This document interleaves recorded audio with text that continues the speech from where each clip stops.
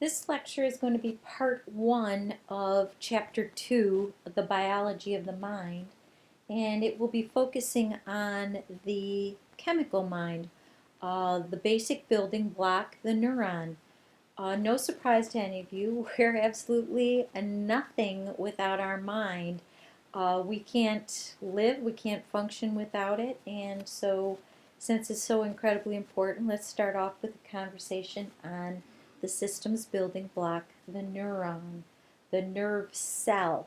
So, in our body, there are many, many types and variations of nerve cells, but they are all basically just variations on the same theme. So let's just start off by talking about the parts of the neuron, and you will see that there is an image of the neuron on this chapter on Moodle, and of course there's descriptions of it in your textbook. So I like to think about the neuron if I'm trying to remember it. I think about my arm. I literally will put up my arm and I will spread my fingers out, and I think of the neuron. If I was going to take a quiz or something, I would just look at my arm and say, there's the parts of the neuron. So what we have is you have a neuron that starts off with a cell, a soma. Soma is the word for body, and every nerve cell has a nucleus, a soma, in the middle of it. And if you were looking at your hand, you would look at the palm of your hand and think of the inside of that palm as having a circle, and that is your cell body. And then from that cell body, there are these bushy dendrites that come off of that, and they would be your fingers. So the dendrites are the fingers, and these uh, bushy fibers that come off of the cell body, the dendrites, are what receive information from other neurons. Your neurons are just going through your body. They're like this most intricate, interconnected maze, and it seems like a tangle of neurons, but they are sending information from one neuron to the other neuron to your brain and back to your body so that you can move and think and see and all the things that we do and store information. So these dendrites receive the information from one neuron to another. So the information goes from your fingers, the dendrites, through that cell body, which is in the palm of your hand, and then it's going to proceed down the arm, okay? The arm, the branch of the neuron, and your arm is what is called the axon. The axon, and the axon has received the messages. They're going down your arm, and they are sending the messages along the path, which will go from one neuron to the next. So a good way to remember that dendrites receive information is in the word dendrites. There is an R, and circle the R, and remember that, oh yes, dendrites receive messages. Axons, there's an S at the end of axons, and that S can help you remember the send. Dendrites receive, axons send. So, very fascinating, very fascinating. All right, so inside that cell body are things called neurotransmitters. And these neurotransmitters are your chemicals, your little electrical messengers that are going to pass the messages along from neuron to neuron. So your dendrites receive the messages, they go through the cell body, the soma, they take those neurotransmitters, those chemical messengers, and they're going to send them down through the axon. All right, now this axon can be covered, not always, and it's important for you to remember that they're not always covered with this fatty tissue called myelin. And that myelin sheath has the ability to make the message be more efficient, faster, better processing, and so it will go down your axon faster and better. But not all nerve cells, neurons, are covered in this fatty tissue. Only some. And also you need to remember that these neurons, they differ. Some could be very small, some could be as long as 3 feet, but they're all going to send messages. So dendrites receive, goes through the soma, the neurotransmitters, the chemicals, they then go down the axon, which is sending the message along, and it may or may not be covered in a myelin sheath, and that action that's going down the axon is like an electrical impulse, and that impulse is called, this is important for you to remember, the action potential. And this impulse, this action potential, it could be 2 miles an hour or it could be 200 miles an hour, depending on how fast that message needs to be sent.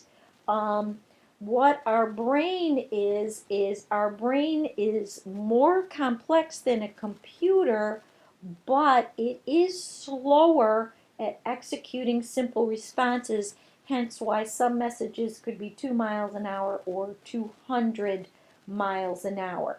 So most of these messages, these electronic impulses that are going down your axon are excitatory,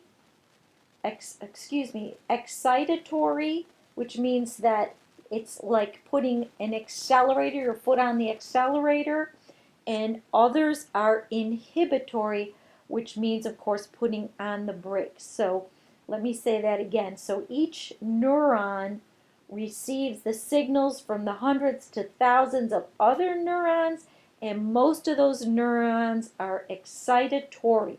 That means that they're, putting their foot on the gas, and some of them are inhibitory, which means putting on the brakes. So for the most part, your neurons, the messages, it's like an all or nothing response. So the neurons are interweaving with each other. You really can't tell where one ends and the other begins. But, and here's a really important fact, is they are not connected from one to the next. There is actually a very small break between each one.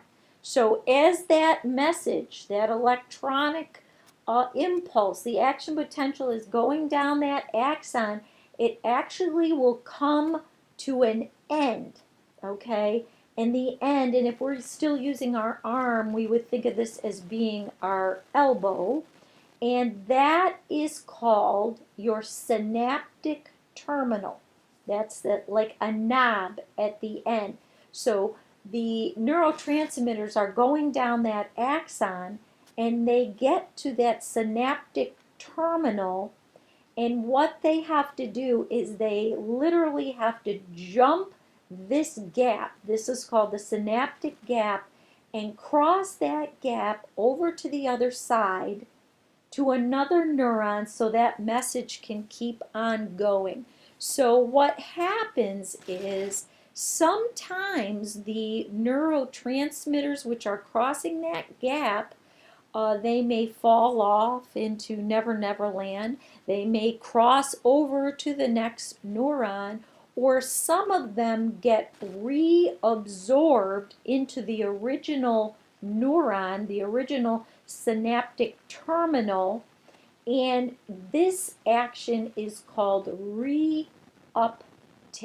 And this is a very, very important word in this study of neurons, because sometimes that reuptake keeps your neurotransmitters from working efficiently, and it can cause a change in behavior, moods.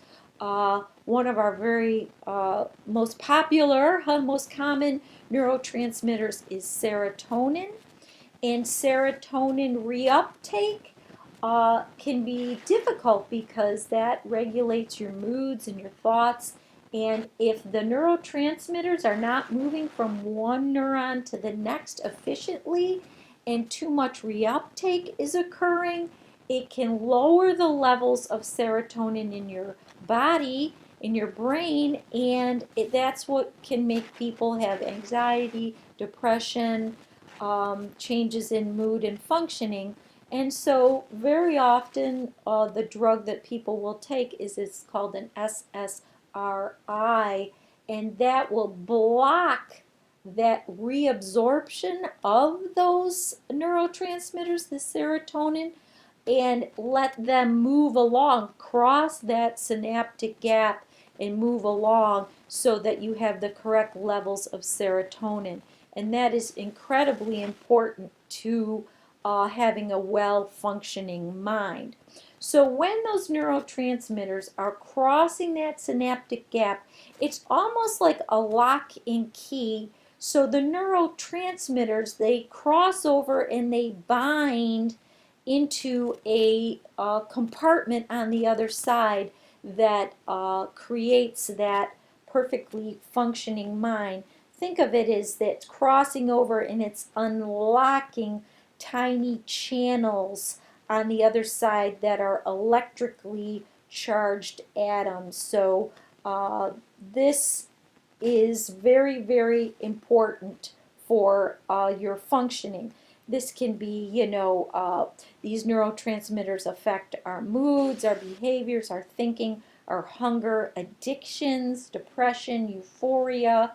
One neurotransmitter is endorphins, which are kind of opiate-like. They're linked to pain control and pleasure. If you've ever known anyone who is a runner, they might start off running and it's very uncomfortable and it's tired, but all of a sudden, those endorphins actually kick in. Your neurotransmitters are running efficiently, and that the endorphins kick in, and then all of a sudden, it's not painful to run anymore. They can kind of call it a runner's high, and you just keep running and running. So it really works very well.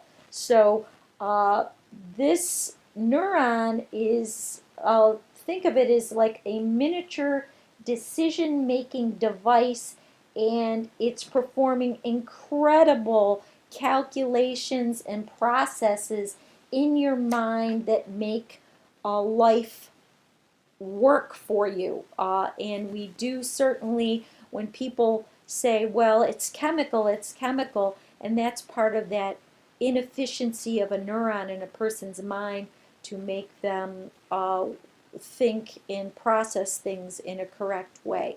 So take all this information, look at your images of the neurotransmitter, review the parts in your study guide in your chapter because they're incredibly important, and know what does what. So just to review it one more time, your your neurons, they start off with your dendrites. Your dendrites receive that information. They're like bushy little branches on the end. And then those neurotransmitters, the messages goes through your soma, which is your cell body that, remember, was in the palm of your hand. And it will take those neurotransmitters, which will then go down the axon, your arm, and that electrical impulse is called your action potential. It may or may not be covered in a myelin sheath, and that fatty tissue can make that work much, much more efficiently. It goes to the end where it will reach a synaptic terminal, and that is a break between one neuron and another. That break is called the synaptic gap, and those neurotransmitters are supposed to cross that gap and move on to the next neurotransmitter so that the messages are being sent to whether you need to move your hand away from a hot stove, you know, a motor neuron, give that kind of message. Very, very varied neurons throughout our body which do lots of different things. But if those neurotransmitters do not cross that synaptic gap and they are with a process called reuptake sucked back into that original neuron, that can really cause problems for a person. So sometimes if a person has excessive reuptake, they will take a SSRI, a drug which will stop that reabsorption and allow those neurotransmitters, say serotonin, endorphins, whatever it's going to be, to proceed on and give you a more efficient working brain so that life will be better. All right, so watch the video on the chemical mind, and we will proceed on with our next lecture, which will be on the parts of the brain.